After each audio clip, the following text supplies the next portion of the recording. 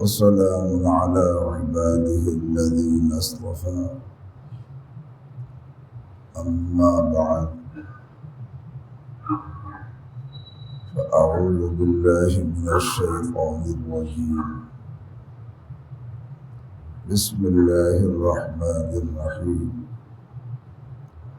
وأنيبوا إلى ربكم وأسلموا له من قبل أن يأتيكم العذاب ثم لا تنصرون واتبعوا أحسن ما أنزل إليكم من ربكم من قبل أن يأتيكم العذاب بغتة وأنتم لا تشعرون صدق الله العظيم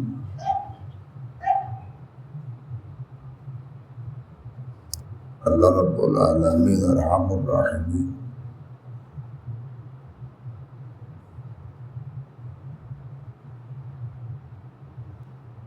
হালাতকে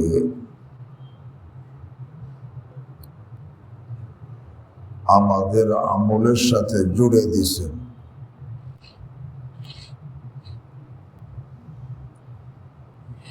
আমল যদি আল্লাহ রহমতের হয়, হালাতকে আল্লাহ রহমতের হালাত করে দেন, আর আমল যদি আল্লাহর গজবের হয় তো হালাতকে গজবের করে দেন। সব হালাতকে আল্লাহ আমাদের আমলের সাথে জুড়ে দিয়েছে।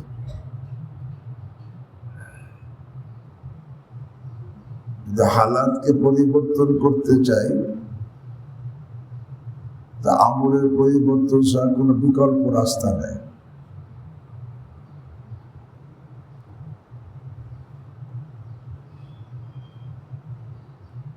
হযরত মুসা আলা নবিয়িনা আলাইহিস সালাতু ওয়াস সালাম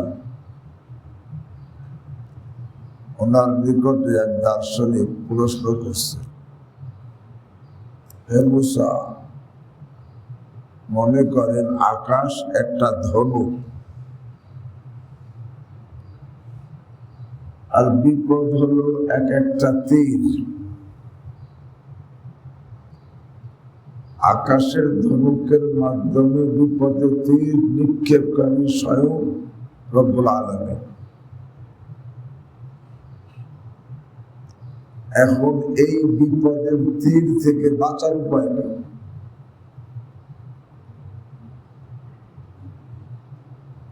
প্রশ্ন কেন করছে? দুনিয়ায় কেহ কারো দিকে তীর নিক্ষেপ করে, তিন ভাবে আত্মরক্ষা হতে পারে।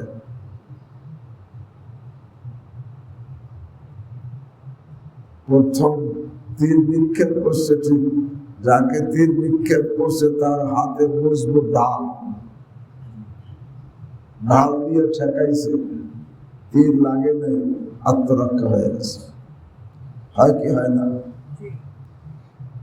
দ্বিতীয় আত্মরক্ষার তরিকা যে তীর নিক্ষেপকারী অদক্ষ, তার লক্ষ্যভ্রষ্ট হয়ে গেছে।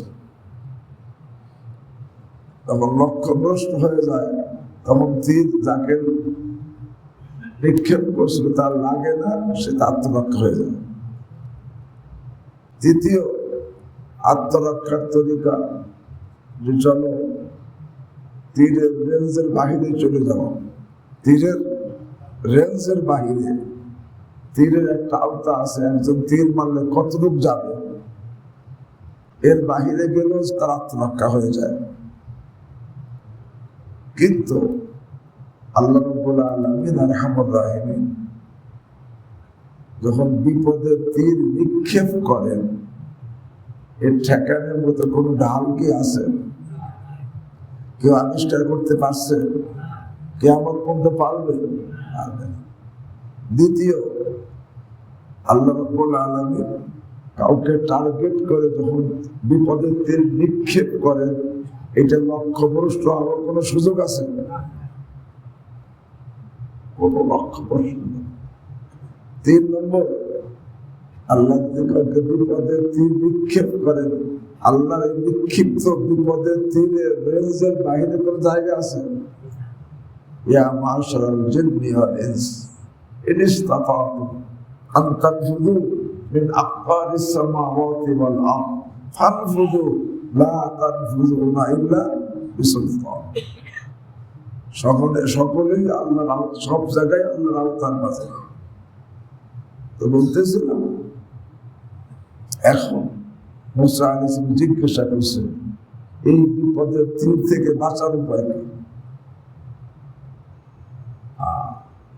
আল্লাহ নবী সঠিক উত্তর দিছে, আমরা বাঁচার উপর বিভিন্ন ভাবে তালাশ করি, না বাঁচার উপর একটা, আরে যিনি তীর নিক্ষেপ করতেছে তুমি তার নিকটবর্তী হয়ে যাও, তুমি আমলের দ্বারা তার নিকটবর্তী হয়ে যাও, তাহলে তুমি বাঁচতে পারবা। এছাড়া এই তীর থেকে বাঁচার কোন রাস্তা বালায়ে তীর और फलक कमा है चालाने वाला शाहे शाह है बस उसके सिवा बस उसी के ज़ेरे कदम अमा है बस इसके सिवा कोई मफर नहीं है। तो বলতেছিলাম আল্লাহর পক্ষ থেকে যে বিপদ আছে এটা আমাদের আমলের কারণে, আমা আসাবাকুম মিন মুসিবাতিন ফাবিমা কাসাবাত আইদিকুম, তোমাদের হাতের কামাই, আল্লাহ নিজে বলেন। তো হালাতকে আল্লাহ আমাদের আমলের সঙ্গে জড়িয়ে দিয়েছেন। আমল যদি রহমতের হয়, হালাত আল্লাহ রহমতের করবেন, আর আমল যদি গজবের হয়, হালাত গজবের হবে। আল্লাহ আমাদেরকে মাফ করে দেন।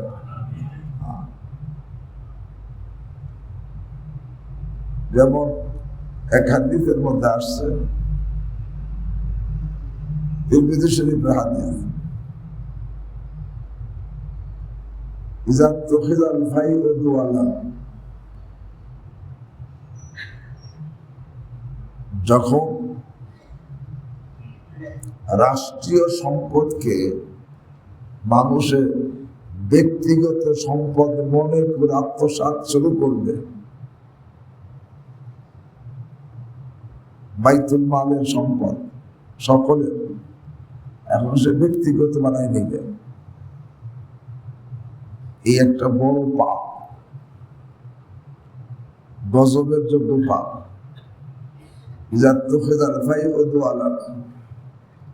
যখন রাষ্ট্রীয় সম্পদকে ব্যক্তিগত সম্পদ বানাই নেওয়া হবে,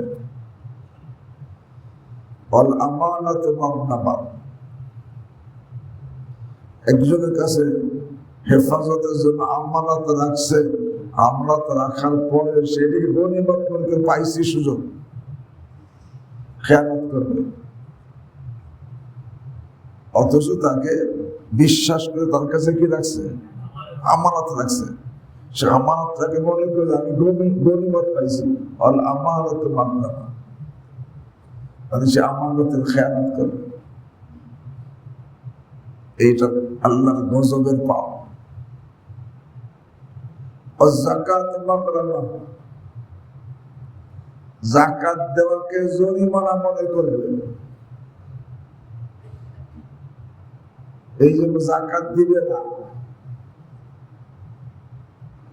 অত উল্লিমা লিগাইরি দ্বীন, এলেম শিক্ষা হবে, শিক্ষা করা হবে, তবে দ্বীনের জন্য না, দুনিয়ার জন্য। এলেম শিখবে, অত উল্লিমা লিগাইরি দ্বীন, দ্বীনের জন্য শিখবে না, দুনিয়ার জন্য শিখবে।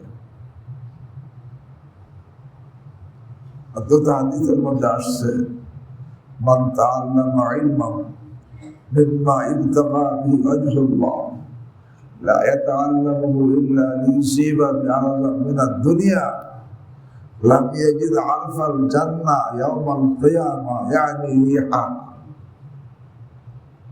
যে ইলম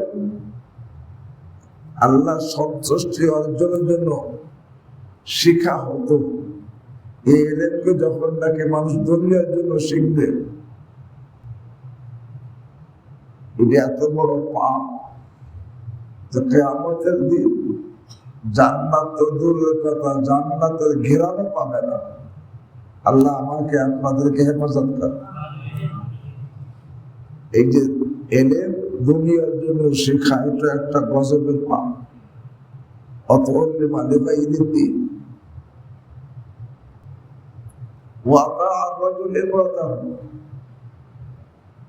পুরুষেরা তার বিবির অনুগত হয়ে যাবে অবৈধভাবে, অন্যায় ভাবে অনুগত। অন্যায় ভাবে কিভাবে? বিবি বলছে তোমার বাপ মার সাথে সম্পর্ক রাখতে পারবা না, ঠিক আছে, আছে না? তোমার বাপ মার সাথে সম্পর্ক রাখতে পারবা না, তোমার ভাই বোনদের সাথে সম্পর্ক রাখতে পারবা না, তোমার আত্মীয়দের সাথে সম্পর্ক রাখতে পারবা না। এখন সেটা ঠিক আছে। এই যে বিবির কথা যে মানবো, এটা বৈধ না অবৈধ? অবৈধ। বিবির কথায় বাপ মার সম্পর্ক ছিন্ন করা জায়েজ নাই, না জায়েজ? বিবির কথায় ভাই বোনের সম্পর্ক ছিন্ন করা জায়েজ নেই? বিবির কথায় আত্মীয় স্বজনদের সম্পর্ক ছিন্ন করা জায়েজ নেই?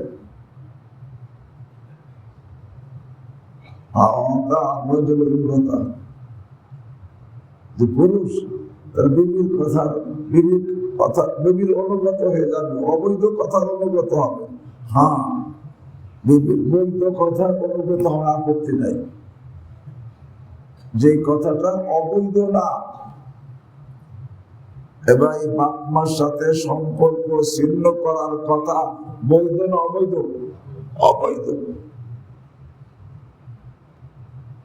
বাপ মার সাথে সম্পর্ক ছিন্ন করা, আল্লাহ আকবার, মনে রাখতে হবে যে নাকি বাপ মার সাথে সম্পর্ক ছিন্ন করে না, খালি বাপ মাকে কষ্ট দেয়, এই অবস্থা দুনিয়া থেকে গেছে, তার জন্য জান্নাত হারাম, তার জন্য জান্নাত হারাম। তো বলতেছিলাম অবৈধ কথায় বিবির কথা মানবেন। বিবি কাছে টাকা বেশি লাগবে, ঘুষ ছাড়া তো হয় না, ঘুষ খাবা। এখন বিবির কথায় কি যায়? এটাকে বৈধ না অবৈধ? অবৈধ। কিয়ামতের আলামত এটাও, যে পুরুষেরা বিবির অনুগত হবে, অবৈধ কথা অনুগত হবে। ও আক্কা উম্মাহু, মাকে কষ্ট দিবে, গর্ভধারিণী মাকে কষ্ট দিবে। অথচ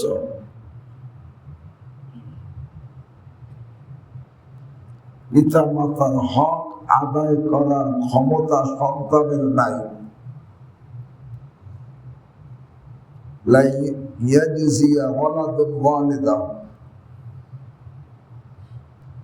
কখনো কোন সন্তান তার পিতা মাতার হক আদায় করতে পারবে না, যত কিছু করুক আদায় করতে পারবে না।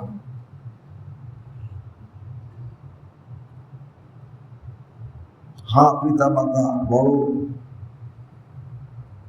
মহব্বত করে, সন্তানকে সামান্য আদায় করলে খুশি হয়ে যায়, তারা হক ছেড়ে দেয়। তারা না ছাড়তো তাহলে আমরা কেউ পিতা মাতার হক আদায় করতে পারতাম না।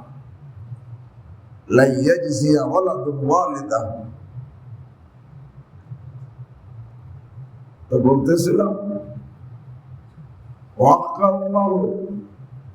মাকে কষ্ট দিবে, এটা আল্লাহর গজব আসার পাপ।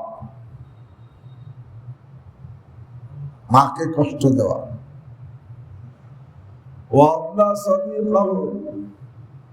বন্ধু বান্ধব যারা অসৎ বন্ধু বান্ধব, যাদের কাছে গেলে আমল নষ্ট, আখলাক নষ্ট, চরিত্র নষ্ট। আসলে এরকম বন্ধু বান্ধব এরকম অসৎ বন্ধু বান্ধবকে নিকটে করে নেবে। অসৎ বন্ধু বান্ধব, অনেক বন্ধু বান্ধবের কথা বলা হয় না, অসৎ বন্ধু বান্ধব। অসৎ সঙ্গ সর্বনাশ। সে অসৎ বন্ধু বান্ধবকে নিকটে করে নেবে আর পিতাকে দূরে সরাই দিবে। পিতার খবর নাই। আর অসৎ বন্ধু বান্ধবের থেকে কখনো সে পৃথকই হয় না। পিতাকে দূরে সরাই দিছে, এটাও গজবের পাপ।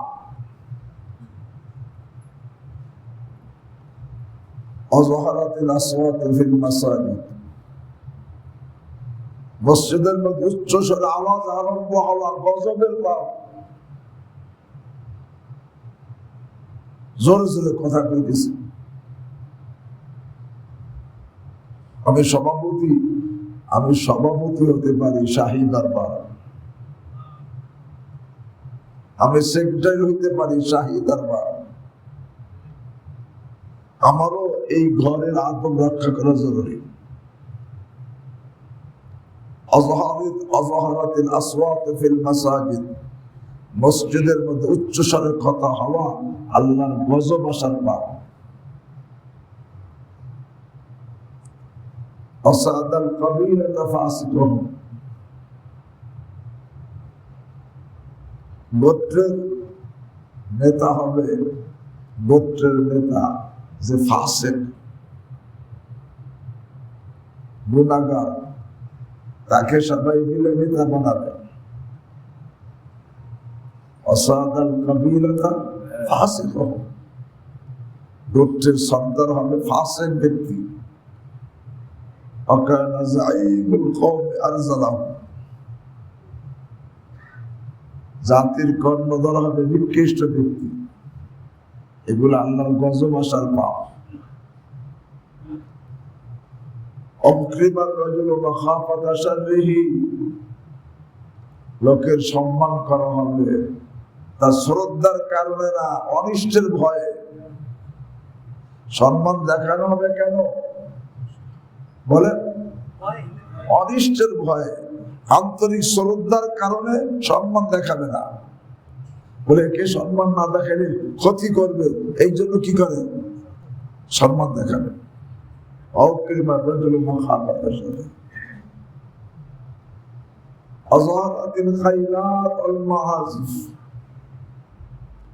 গায়িকা বাদ্যযন্ত্র ব্যাপক হারে দেখা দিবে, প্রকাশ পাবে।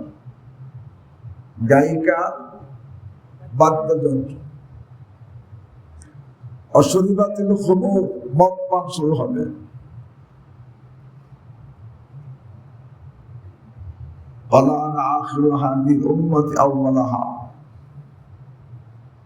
এবং এই উম্মতের শেষ ভাগের লোকেরা, পূর্বের যারা সাহাবায়ে কেরাম ছিলেন, তাদেরকে লানত করবে, তাদেরকে গালি দিবে, তাদের সমালোচনা করবে। এগুলো সব আল্লাহর গজব আসার পাপ। এক নম্বর, রাষ্ট্রীয় সম্পদকে ব্যক্তিগত বানাই নেওয়া। দুই নম্বর, আমানতকে গনিমত মনে করা। তিন নম্বর, যাকাতকে জরিমানা মনে করা। চার নম্বর, এলেম শিক্ষা দুনিয়ার জন্য। আর পাঁচ নম্বর, আরে অবৈধ কথায় তুমি অনুগত হয়ে যাওয়া। আর ছয় নম্বর, মাকে কষ্ট দেওয়া। সাত নম্বর, অসৎ বন্ধু বান্ধবকে নিকটবর্তী করে নেওয়া। আট নম্বর, পিতাকে দূরে সরাই দেওয়া। নয় নম্বর, মসজিদ উচ্চ স্বরে কথা আরম্ভ হওয়া। 10 নম্বর, আল্লাহ এরকম লোকের সম্মান হবে অনিষ্টের ভয়ে। 11 নম্বর, এরকম ভাবে গায়িকা বাদ্যযন্ত্র প্রকাশ পাওয়া। এরপরে গোত্রের সর্দার হবে গুণাগার ব্যক্তি, জাতির কর্ণধার হবে নিকৃষ্ট ব্যক্তি, মদ পান শুরু হবে। আর এই উম্মতের শেষের লোকেরা পূর্বের সেই সাহাবায়ে কেরামদের সমালোচনা করবে। এগুলো সহ আল্লাহর গজব আসার পাপ। এই পাপ যখন কোন সমাজে শুরু হবে, আল্লাহ হাবিব সাল্লাল্লাহু আলাইহি ওয়াসাল্লাম বলেন, ফালিয়ারতাকিবু ইনদা যালিকা রিহান হামরা ওয়া জালজালাতান ওয়া খাসফান ওয়া মাসখান ওয়া কাযফান ওয়া আয়াতিন তাতাবা কানিজামিন মালিন কুতিয়া সিলকুহু ফাতাতাবা। কাজে তখন এই পাপগুলো যে জাতির মধ্যে শুরু হবে, তারা যেন অপেক্ষা করে রিহান হামরা। কি আযাব? অগ্নিবায়ুর আযাব। রিহান হামরা। আর কি?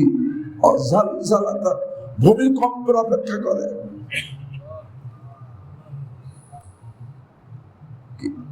আজকে ভূমিকম্পটার মনে নাই?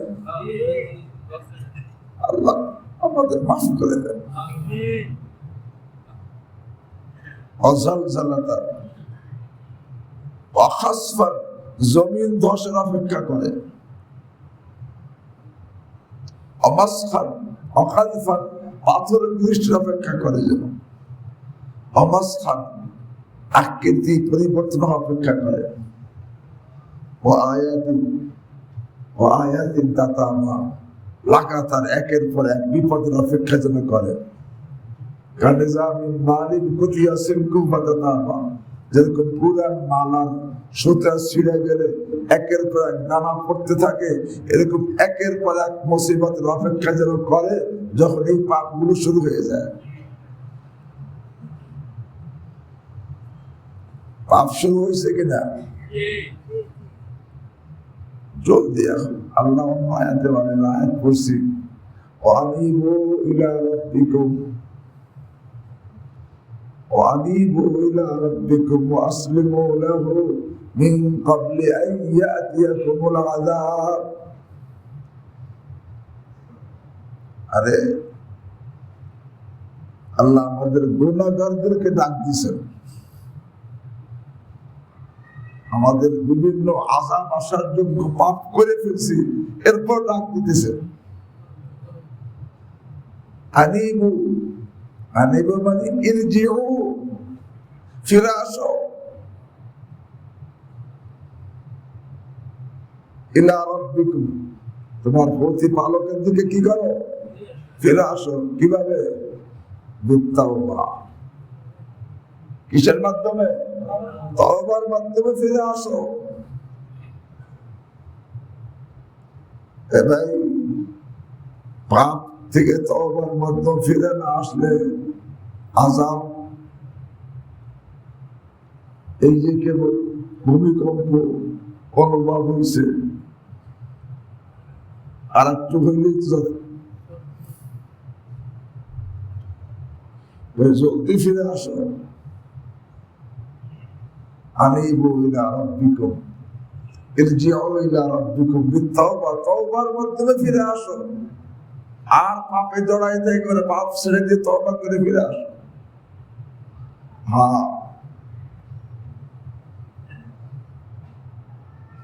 তওবার মাধ্যমে ফিরে আসলে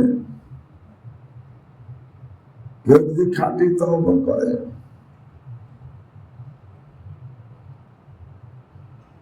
যাদের কারণে আযাব আসতো তাদের কারণে আযাব চলে যায়।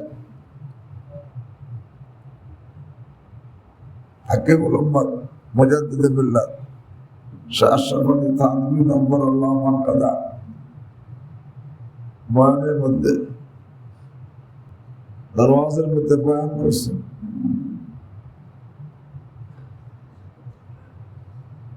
এক এলাকায় আগে নবাবদের জমানা ছিল,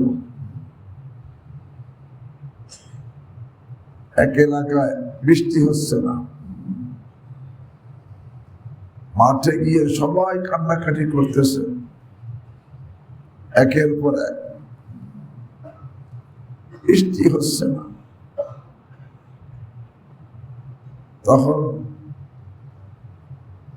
ওই নবাবের এলাকায় কিছু পতিতা ছিল, পতিতা বোঝে না, পতিতা মেয়েরা ছিল, তারাও দেখছে বৃষ্টি হচ্ছে না। সে নবাবের কাছে লিখে পাঠাইছে যে আপনি আমাদের জন্য মাঠের এক জায়গায় পর্দার ব্যবস্থা করে আমাদের সেখানে যাওয়ার ব্যবস্থা করেন, সেখানে কোনো পুরুষ থাকবে না, পুরুষ থাকতে আবার পাপ হবে।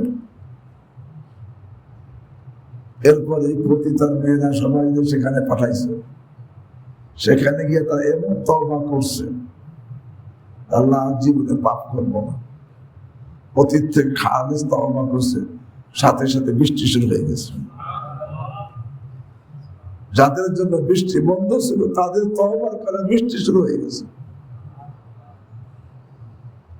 তো বলতেছিলাম আমাদের পাপের কারণে আযাবের সংকেত আসতেছে, যদি ফিরে না আসি, আল্লাহ কি বলে, আল্লাহ রাব্বুল আলামিন স্পষ্ট বলতেছেন, আনিবু ইলা রাব্বিকুম ওয়া আসলিমু লাহু মিন ক্বাবলি আন ইয়াতিয়াকুমুল আযাব। আর আযাব আসার আগে ফিরে আয়, আযাব আসার আগে ফিরে আসো। কারণ আযাব আসার পরে কিন্তু আর সাহায্য করা হবে না। আযাব আসার আগে যে ফিরে আসতে পারো, আমি মাফ করে দেব। ওয়ানিবু ইলা রাব্বিকুম, আরে তোমরা তোমাদের রবের কাছে তওবার মাধ্যমে ফিরে আসো। যে যে গুনাহের মধ্যে আছি, তওবার মাধ্যমে ফিরে আসো। কারণ প্রত্যেকটা গুনাহ গজবের, ইয়াকা ওয়াল মাসিয়া ফাইন্না বিল মাসিয়াতি হাল্লা সাখাতুল্লাহ। কোরআনে আয়াত আল্লাহ কি বলেন, কুলু মিন তাইয়্যিবাতি মা রাযাকনাকুম ওয়া লা তাতগাউ ফি। আমি তোমাদের যে সম্পদ দিয়েছি ভোগ করো, কিন্তু এর কারণে সীমা লঙ্ঘন করো না, নাফরমানি মধ্যলিপ্ত হয়েও না। আমি দিয়েছি ভোগ করো, কুলু মিন তাইয়্যিবাতি মা রাযাকনাকুম, ভোগ করা নিষেধ নাই, তবে ওয়া লা তাতগাউ ফি, এর কারণে সীমা লঙ্ঘন করো না, নাফরমান হয়েও না। কেন? ফায়াহিল্লা আলাইকুম গযবি, তাহলে তোমাদের উপর আমার গজব পতিত হবে। কোরআনে আল্লাহ বলতেছে, আর মাই ইয়াহলিল আলাইহি গযবি ফাকাদ হাওয়া, যার উপর আমার গজব পতিত হয় সে ধ্বংস হয়ে যায়। এই জন্য আল্লাহ রাব্বুল আলামিন ইরশাদ করতেছেন, আনিবু ইলা রাব্বিকুম, আনিবু ইলা রাব্বিকুম ওয়া আসলিমু লাহু মিন ক্বাবলি আন ইয়াতিয়াকুম আযাব।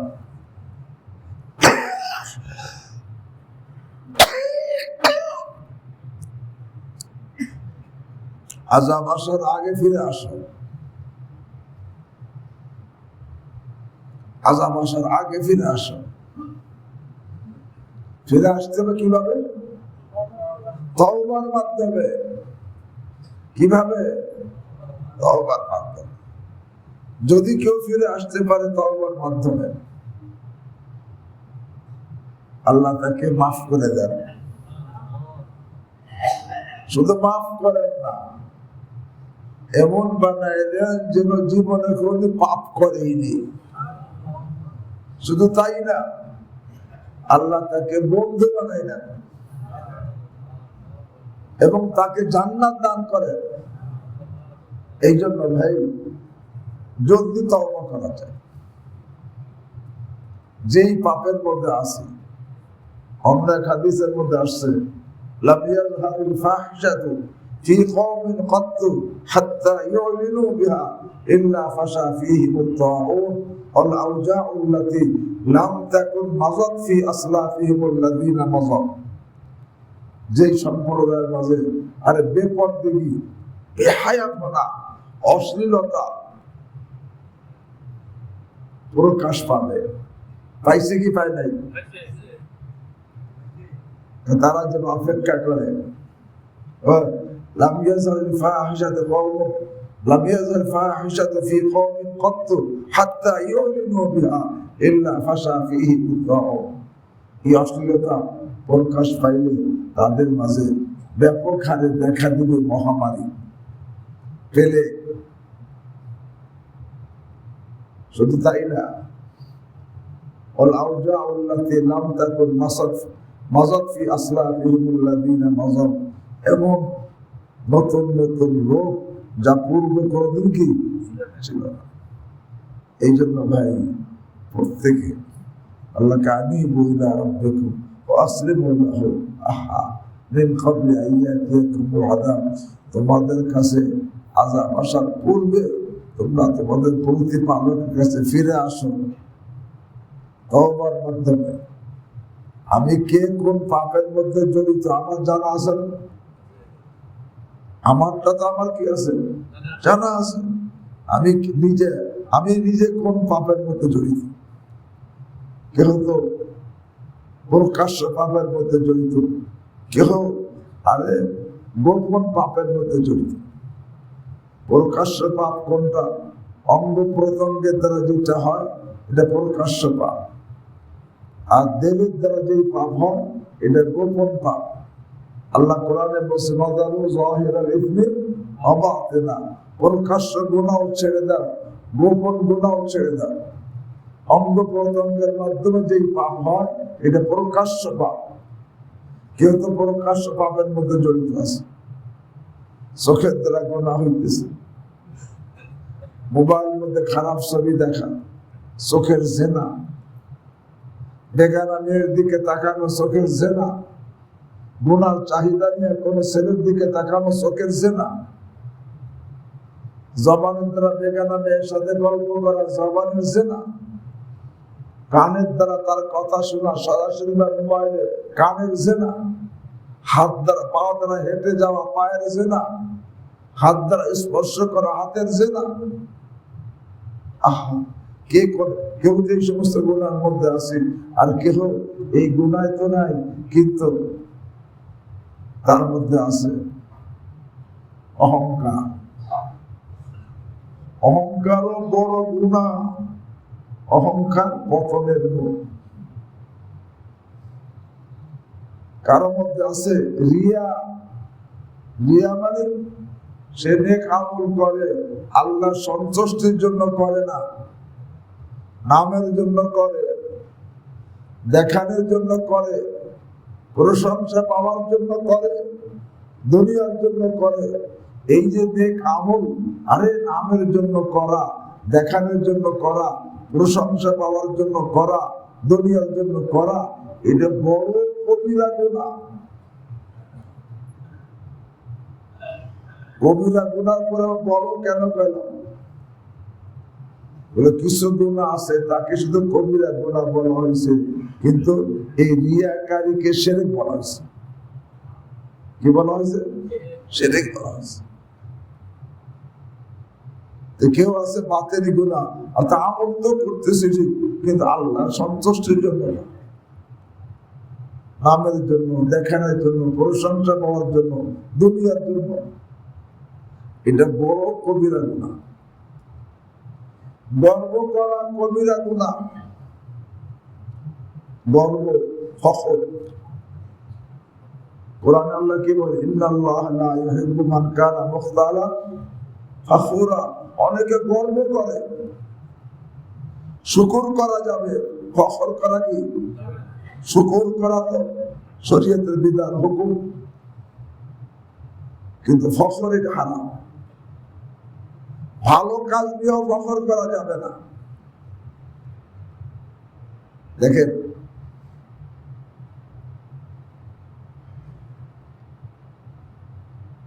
রাসূল করিম সাল্লাল্লাহু আলাইহি ওয়াসাল্লাম হিজরত করে মদিনায় আসছেন।